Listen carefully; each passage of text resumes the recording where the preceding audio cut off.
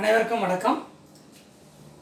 இந்த வீடியோவில் இப்போ பார்த்தீங்கன்னாக்கா 2 வகையான வர்புகள், அது மேலே உள்ள ரோ வந்து கேட்டகரி 1, கீழே உள்ள ரோ வந்து கேட்டகரி 2 அப்படின்னு சொல்லி கொடுத்துருக்குறோம். இதில் நம்ம என்ன பார்க்க போகிறோம்னா, பல பேருக்கு இருக்கக்கூடிய குழப்பம். அது என்ன குழப்பம் அப்படின்னு பார்த்தீங்கன்னா, எப்போ இந்த மேலே உள்ள வரிசையில் உள்ள இருக்கக்கூடிய வர்புகளை பயன்படுத்தணும், அதேமாரி எப்போ இந்த கீழ் வரிசையில் இருக்கக்கூடிய வர்புகளை பயன்படுத்தணும் அப்படிங்கிற குழப்பம் எப்பயுமே புதுசாக இங்கிலீஷ் கற்றுக்கிறவங்களுக்கு இருக்கும். இப்போ பார்த்தீங்கன்னா, இந்த மேல் வரிசையில் இருக்கக்கூடிய வினைச்சொற்கள் ஆம், ஈஸ், ஆர், வாஸ், வேர், இவைகளை நம்ம வந்து எப்போ பயன்படுத்துவோம் அப்படின்னு சொல்லி பார்த்தீங்கன்னா, அதாவது ஒரு நபரை பற்றியோ இல்லது ஒரு பொருளை பற்றியோ விவரங்களை சொல்லக்குள்ள இந்த மேல் வரிசையில் இருக்கக்கூடிய வினைச்சொற்களை பயன்படுத்துவோம். இப்போ உதாரணத்துக்கு உங்களை பற்றின விவரங்களை சொல்கிறீங்கன்னு வச்சிங்களேன். அப்போ நீங்கள் என்ன சொல்லுவீங்க? உங்கள் பேரை சொல்கிறதுக்கு ஐயாம். ஸோ சப்போஸ் ஐயாம் கார்த்திகேயன், ஓகே அப்படின்னு சொல்லி சொல்கிறீங்க. ஐயாம் கார்த்திகேயன். அதேமாதிரி நீங்கள் எங்கே இருக்கீங்க அப்படிங்கிறதுக்கு ஐயாம் இன் சென்னை அப்படிலாம் சொல்லுவீங்க, ஓகேங்களா? அதுமாரி நீங்கள் எப்படி இருக்கீங்க என்ன அப்படிங்கிற வார்த்தை சொல்கிறதுக்கு ஐ ஆம் டயர்டு, ஐ ஆம் ஹாப்பி, ஐ ஆம் ஆங்க்ரி, இந்த மாதிரிலாம் சொல்லுவீங்க. அதுமாரி நீங்கள் என்னவா இருக்கீங்க அப்படிங்கிறனா ஐ ஆம் ஏ மேனேஜர் இப்படி சொல்லுவீங்க, இல்லை ஐ ஆம் ஏ சாஃப்ட்வேர் இன்ஜினியர் இப்படிலாம் சொல்லுவீங்க. இப்போ பார்த்தீங்கன்னா எல்லா விவரங்களும் உங்களை பற்றின விவரங்களை நீங்கள் இங்கே சொல்கிறீங்க, ஓகேங்களா? ஆம் அப்படிங்கிற வர்பை பயன்படுத்தி உங்களை பற்றிய விவரங்களை சொல்கிறீங்க. அதே மாதிரி இந்த ஈஸை வந்து உங்களுக்கு தெரிஞ்சிருக்கலாம், தெரியாதவங்களுக்கு சொல்கிறேன். ஐயா வந்து ஆமோட இது ஆமை வந்து ஐயோட யூஸ் பண்ணுவோம். ஈஸை வந்து ஹீ, ஷீ, இட், அவன், அவள், அது, இந்த 3த்துக்கும் இந்த வினைச்சொல்லை பயன்படுத்தும். அதுமாரி வந்து இந்த ஈஸை பயன்படுத்தி ஒருத்தரை பற்றி, அதாவது அவனை பற்றி ஒரு வார்த்தை சொல்கிறோம் அப்படின்னாக்கா, அவன் அப்படின்னு சொல்லுவோம்ல, he is Ramesh, he is Suresh, okay இப்படிலாம் சொல்லுவோம். அப்புறம் என்ன சொல்லுவோம்? ஹீ இஸ் மை ஃப்ரெண்ட் அப்படி சொல்லுவோம், அவன் என்னுடைய நண்பன் அப்படி சொல்லுவான், அவனை பெற்றவன். ஹீ இஸ், அவன் என்னது? ஹீ இஸ் எ டாக்டர், அவன் ஒரு டாக்டர் அப்படின்லாம் சொல்லுவோம். இப்படி அவனை பற்றிய இல்லைன்னா அவரை பற்றிய விவரங்கள், இல்லை அவளை பற்றிய விவரங்கள் இப்படி தெரிவிக்கிறதுக்கு இந்த ஈஸ் அப்படிங்கிறத பயன்படுத்துவோம்.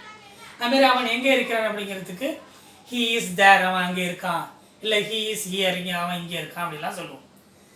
ஸோ ஒரு தனிப்பட்ட நபரை பற்றிய விவரங்கள் இல்லைன்னா ஒரு பொருளை பற்றிய விவரங்கள், ஓகே, அதை சொல்கிறதுக்கு தான் இதை பயன்படுத்துகிறோம். ஒரு நபர் அல்லது பொருள் பற்றிய விவரங்கள்.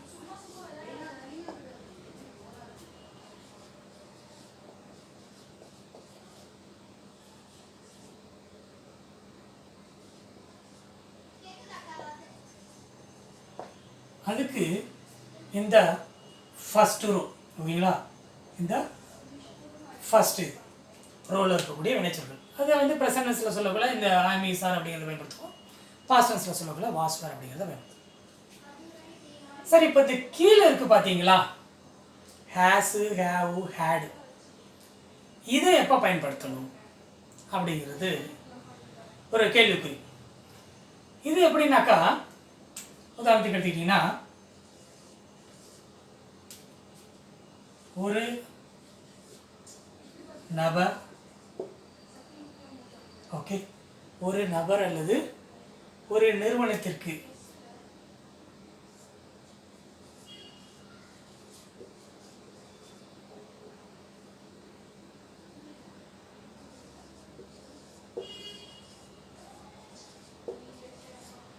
ஒரு நபர் அல்லது நிறுவனத்திற்கு அல்லது ஒரு பொருளுக்கு சம்மந்தப்பட்டது, ஓகேங்களா, சொந்தமான,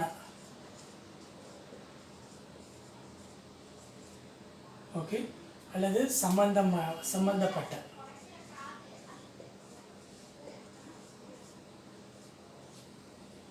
விவரங்கள் தெரிவிக்க பயன்படுத்தப்படுது. சரி, அது எப்படி சார் அப்படின்னு கேட்டிங்கன்னா, இப்போ இங்கே என்ன சொன்னோம், அவன் ரமேஷ் அப்படிலாம் சொன்னோம் இல்லையா. உதாரணத்துக்கு ஒரு சென்டென்ஸ் எழுதுவோம் இங்கே. ஹீ இஸ் ரமேஷ், அவன் ரமேஷ் அப்படின்னு சொல்ல ஒரு நபரை பற்றிய விவரம், அவன் யார் அப்படிங்கிறத சொல்கிறோம். அதே இந்த ரமேஷ்க்கு என்ன இருக்குன்னா, உதாரணத்துக்கு ரமேஷ்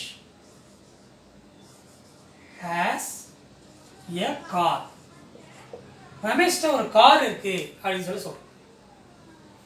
இங்கே அவர் யாருங்கிறத சொல்றோம். இங்கே அவருக்கு சொந்தமான விஷயங்களை சொல்றோம். இப்படி அதே மாதிரி ரமேஷ்க்கு ஒரு குழந்தை இருக்குதுன்னு சொல்கிறோம். ரமேஷ் எஸ் ஏ சைல்டு அப்படின்னு சொல்கிறோம். ரமேஷ்க்கு ஒரு தம்பி இருக்கிறார், இல்லை தம்பி இருக்கிறாங்க, தங்கச்சி இருக்கிறாங்கலாம் சொல்கிறோம். ஸோ அப்போ என்ன சொல்லுவோம், Ramesh is a sister brother அப்படின்லாம் சொல்லுவோம்.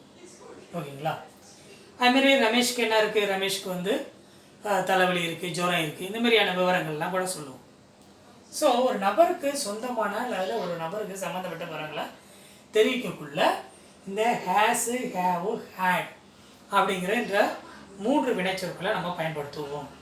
சரி, அப்படின்னா அது எப்படி அப்படின்னு சொல்லி கேட்டிங்கன்னா, இப்போ பார்த்தீங்கன்னாக்கா ஹேஸு, ஹேவ் இதை வந்து ப்ரெசன்ட் டென்ஸ்லையும், ஹேடை வந்து பாஸ்ட் டென்ஸ்லையும் பயன்படுத்தி ஒரு நபருக்கு சொந்தமான விஷயங்கள் இல்லை அவருக்கு சம்மந்தப்பட்ட விஷயங்கள் அதெல்லாம் சொல்லுவோம். அது என்ன சார் சம்மந்தப்பட்ட விஷயம்?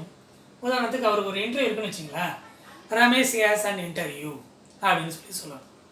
ஓகேங்களா. சொந்தமானது, அவருக்கு கார் இருக்குது, அவருக்கு குழந்தைங்க இருக்காங்க, இப்படிலாம் சொல்லுவோம். ஓகேங்களா.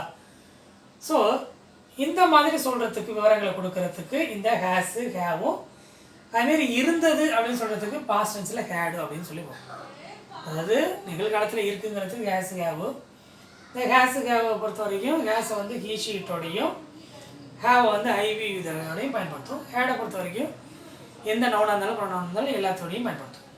இதுதான் வந்து இந்த மேல் ரோலில் இருக்கக்கூடிய வினைச்சொற்களையும் இந்த கீழ் ரோலில் இருக்கக்கூடிய வினைச்சொற்களையும் பயன்படுத்தக்கூடிய முறை.